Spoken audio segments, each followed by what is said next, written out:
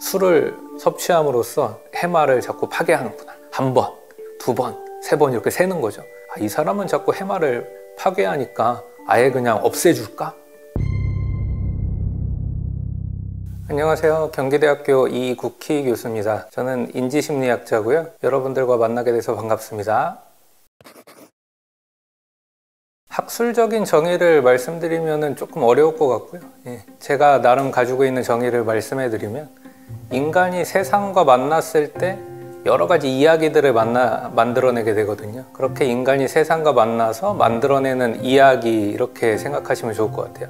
똑같이 바닥에 떨어진 10,000원짜리 지폐를 줍더라도 어떤 사람은 그걸 가지고 부모님께 선물해주는 이야기를 만들어낼 수도 있고요. 또 다른 사람은 그냥 맛있는 거 하나 먹고 끝낼 수도 있고, 또 어떤 분은 복권을 살 수도 있고요.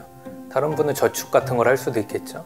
그때 이렇게 서로 다른 사람들의 머릿속에서 어떤 일이 일어나는가, 그런 게 이제 인지심리학이라고 보시면 좋을 것 같습니다. 사실 중독도 좀 비슷한 측면이 있는 것 같아요. 인지심리학자들에게 중독이라는 것은 쾌락 같은 거를 직면했을 때 여러 사람들이 서로 다른 이야기를 만들어낼 수 있죠. 근데 이제 중독계에 관련된 분들은 중독과 관련된 이야기를 만들어내는 거라고 인지심리학자들은 이해를 하고 있습니다. 제가 인지심리학 하면서 또 행복에도 좀 관심이 있었는데요.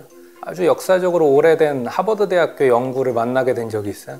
근데 그 하버드대학교 연구가 70년, 80년 동안 쭉 이어진 아주 장기간의 연구인데, 그 연구의 중요한 결론 중에 하나가 알코올 중독이 되면은 되게 명문대학교 학생들, 하버드대학교 졸업한 굉장히 사회경제적 지위가 보장된 것 같은 그런 사람들이더라도 술 문제를 잘 해결하지 못하고 의존이 심해지거나 중독까지 가게 되면은 나중에 삶에서 어려움들을 겪더라고요. 그래서 이게 술이라는 부분이 어떻게 보면 좋은 대학 또는 좋은 교육 받는 거와 관계없이 나중에 이 술에 대한 습관을 어떻게 들이느냐에 따라서 인생이 굉장히 달라질 수 있구나, 이런 부분을 좀 알게 됐고, 그 다음부터 또 알코올 중독에 관심을 가지게 된 것 같습니다. 일단 저 같은 심리학자들 측면에서는 가장 쉽게 말씀드리면 기분을 조절하기 위해서 먹는다고 얘기를 해요. 그리고 특별히 기분이 나빠지기 위해서 먹지는 않겠죠. 기분이 좋아지기 위해서, 또는 적어도 좋아진다고 생각하기 때문에, 그러니까 술을 섭취하면은 기분이 좋아질 거라고 생각하기 때문에 이제 먹게 됩니다. 또 슬픈 일, 화난 일, 스트레스 받는 일, 또 심리적인 압박을 받는 일, 이런 것이 있을 때 소위 말하는 술이 땡긴다, 이런 표현을 많이 쓰게 되는데, 기분을 개선하고 싶다는 얘기예요. 감정을 조절하고 싶고 기분을 개선하고 싶다는 얘기입니다.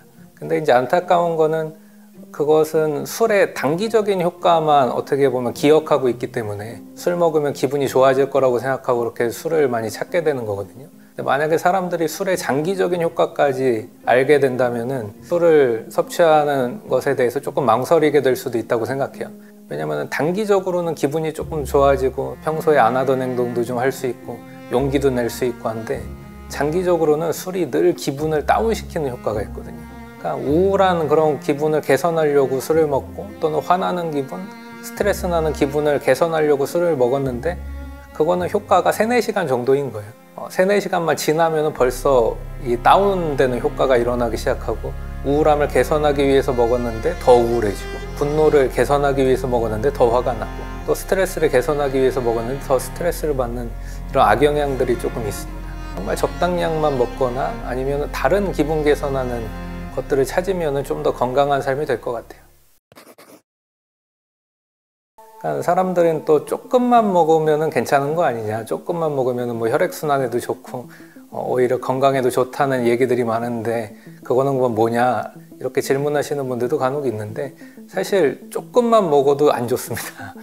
조금만 먹어도 안 좋다는 게 이제 어떻게 보면 거의 정설로 이제 굳어졌고요. 특별히 뇌 부분에서 알코올이 가장 안 좋게 침투하는 부분이 우리 기억과 관련된, 아주 기억의 중추라고 불리는 해마에 침투해서 이게 문제가 되는 거거든요. 그러니까 해마에 알코올이 침투해서 해마를 파괴하는 거죠, 쉽게 얘기하면. 그래서 기억력에 문제가 생기게 되는 이런 부분들이 생기는 겁니다.